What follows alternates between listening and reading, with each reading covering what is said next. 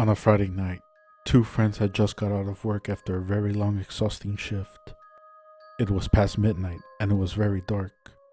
Not a single soul was roaming the streets that late.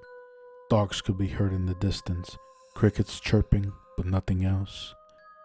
"We should walk together. I know your house is in the same direction as mine," one of them said. "I agree. It is very dark and we run the risk of getting mugged.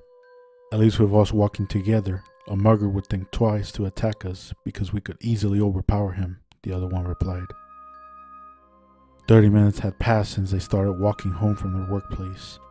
Along the way, they told jokes and riddles to pass the time and make the walk seem short. As they were walking, they noticed a McDonald's sign just a few blocks away. One of the friends said, "Wanna get some food? I could use it right about now. Also, my feet are killing me. I need to sit for a moment." "Sure, I'd like to sit for a moment, especially after being on my feet for 12 hours. Not to mention, I'm starving as well." When they arrived at the establishment, they were relieved it was still open, but pretty deserted considering it was a Friday night. Once their food was served, they decided to eat outside.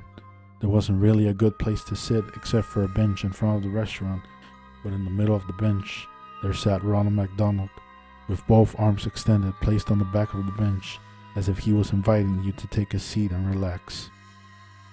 The two friends sat down on either side of Ronald and started enjoying a nice warm deserved meal. Unfortunately, none of them knew what was about to happen.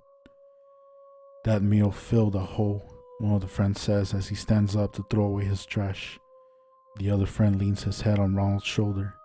He whispers in a very exhausted tone, "I'm so tired." He then hears someone reply, "I'm tired too." Hearing this sent a cold shiver down his spine. He looks up to find Ronald turning his head towards him and staring deep into his eyes. His heart raised. Filled with horror, he stands up, takes a couple of steps, and collapses on the floor, dead from the horror that filled his body. The other friend took off running, frightened by what he had just witnessed. A day later, the authorities tried to interrogate the friend that got away, but they did not have much luck, as the only thing he could say were the words, "Ronald on the bench. That clown on the bench. Ronald was tired too." The autopsy revealed the friend had died of a heart attack, but unfortunately the other friend ended up being admitted to a psychiatric hospital.